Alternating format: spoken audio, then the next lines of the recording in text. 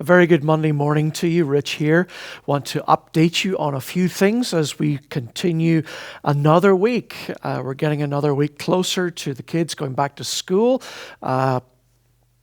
Potentially, if you're doing that at home or you're sending the kids to school, it's a whole schmozzle. I know it's a difficult thing sometimes to work your way through that, where you're going to put them on the bus, you're not going to put them on the bus, you're going to drive them in, what you're going to do. I pray for you, and I hope that you're able to make as comfortable a decision about those things as you possibly can. I want to update you on two major things this morning with regards to our church family life together.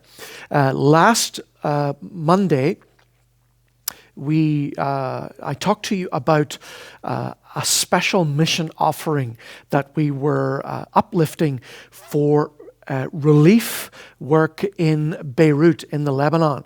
So again, a lot of you have responded and have continued to respond even this past week. And so we're approaching about $3,000, would you believe, over and above our regular tithes and offerings. Thank you for that. We're going to keep that offering fund open for another couple of weeks. Please consider how you can give to this fund. We are working with our fellowship aid and international relief. Remember, we have a couple of missionaries who are very closely linked with that part of the world in the Lebanon. And so again, what can you give to help be the hands and feet of Christ through relief workers, through folks who are preaching the gospel, not just by what they say, but also with the good works there too, in that very needy city. Remember that big explosion back, I think, August 4th, I think somewhere in there. It was a devastating explosion. What can you give?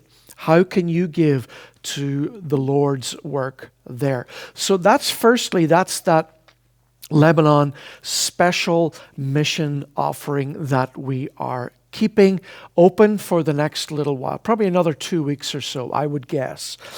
The second thing I want to talk to you about this morning is, again, our return to church. Remember, it's going to be Labor Day weekend. It's September the 6th. And what I want to do is I want to talk verbally a little bit about what that's going to look like, okay? We will have two services, our 9 o'clock and our 11 o'clock service. But it won't be a kind of just show up. There's going to be a bit of rhyme and reason to this.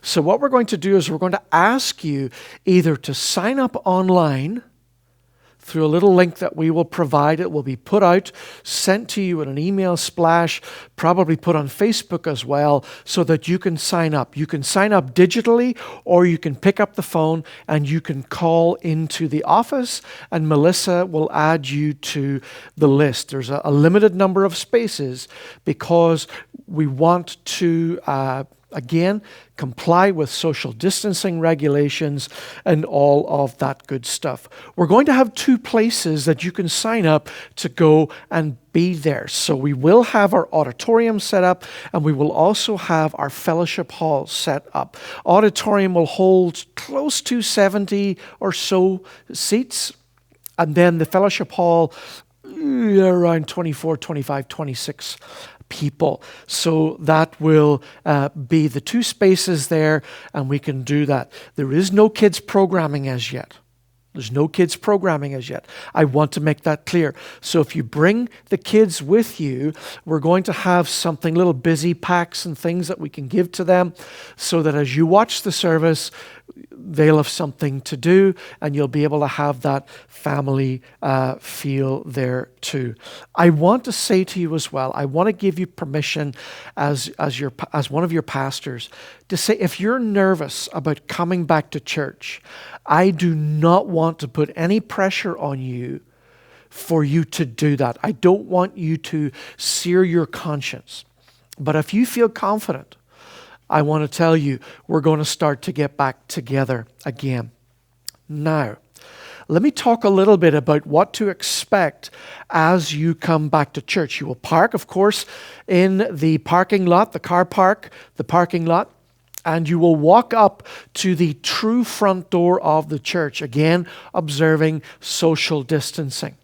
Under the carport, there will be an individual at a table who will ask you some health questions. And you will be able to respond to those questions. You know, things like, have you had a cough or a fever, things like that. And if your answer is, I'm clear, you will be then directed into the building, and there will be somebody there at the Welcome Center. You will check in there with the list that we will have generated for the services at 9 and at 11. So you will then sanitize your hands. You'll either walk around the corner here to the auditorium, or you will go down the corridor toward the fellowship hall, wherever you have signed up. And just as in true biblical form, just as Jesus said in John 14, we will have prepared a place for you to go and to sit. You will go to the door of the fellowship hall, the door of the auditorium, and there will be someone there that you will please wait for, and they will take you to your seats. Again, masks are on. Actually, by the time you are walking up the side of the building, please put your masks on. Again, I think that the guideline for schools is grade 3 and down don't have to worry about a mask. So we'll probably adopt that guideline. I think I'm right in saying that. But have your mask on. You're walking up, you're seated. Services will start at 9 and 11 with a live host who will welcome you, who will pray for the service, and then who will step aside, and there will be a watch party. So basically everything that you would see on television at home on a Sunday morning that we've been watching for the past 5 months, my goodness, 5 months or so, that will be played on the screen in the auditorium, on the wall, in the fellowship hall. Our YouTube broadcast still continues at 10 a.m. So if you don't feel comfortable about coming to church yet, or you missed out on filling one of the spaces, you or your spouse, your family missed out, you will still be able to catch the service at 10 o'clock online on our YouTube channel. When the service is over, we will try and do our best to keep it slim and trim. Again, because if kids are present, they're not going to be able to go all over the place in the church. We're going to have to keep everybody together. Whenever the watch party is over, we will pray. You will be dismissed again by your live host, and you will then be escorted out of the building, but that sounds a little bit too heavy-handed. You will be dismissed from the building.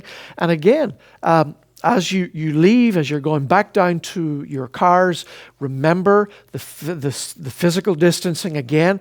And maybe you want to talk to another family and go and get something to eat. Go into the many green spaces that we have here in Pembroke, again, weather permitting, and you'll be able to fellowship together and to see one another and chat with one another.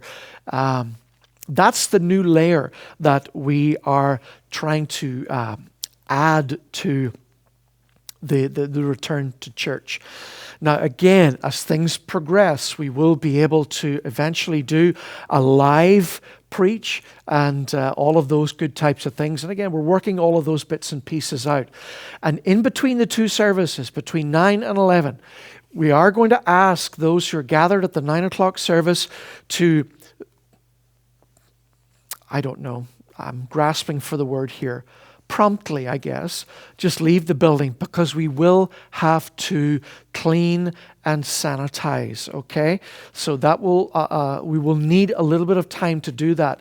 We may be asking, if you're comfortable, would you be able to volunteer to do some of those surfaces, etc., etc. And as you leave, what we will have as well is a physical box if you want to be able to put your offering into it. We've got one of our friends here at the church to make a little wooden box, and we'll have that available to folks just to drop your offering into later. Again, of course, we still continue to encourage e-transfers, etc., etc. That's a great, it's all good. Hopefully you're getting into the rhythm of that as well. I think that's everything I want to say to you just this morning. Thank you for sticking all the way through as I explained some stuff.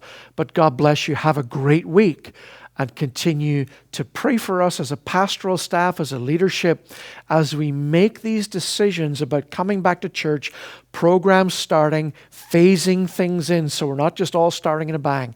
But we would really appreciate your prayers for us and for great wisdom and discernment as we go through these steps. God bless you. Rich signing off for now.